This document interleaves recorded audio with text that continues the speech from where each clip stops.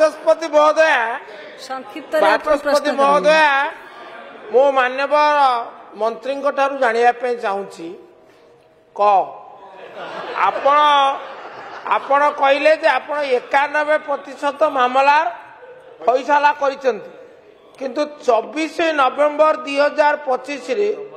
आपणकर पीजीपीए डिपार्टमेंट सूत्र प्रकाश पाई संवाद कहूँ 96% फैसला होता कौ प्रतिशत ठीक तापर ख आपण जदि आपण कथा आज पवित्र गुर रखि ठीक हुए 91% फैसला फैसला माने रिजेक्ट ग्रहण हम ताकू न्याय मिल अभियोगकारी कारिणी को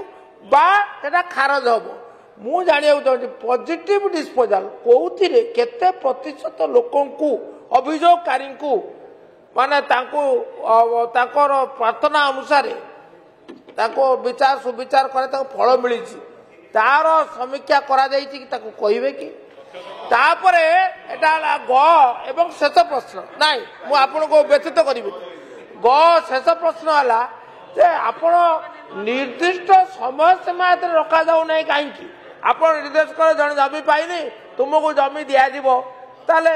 गोटा निर्दिष्ट समय सीमा जोटा सिटीजन्स राइट जो अच्छी आपण निर्दिष्ट समय सीमा यही सेवा पाइबे सेही भली आपण जेतेबेले अभियोग गुड़िकर फैसला करा जाउची सेही नियम अनुसार निर्दिष्ट समय सीमा निर्धारण करी फैसला करने को निर्देश देबे की।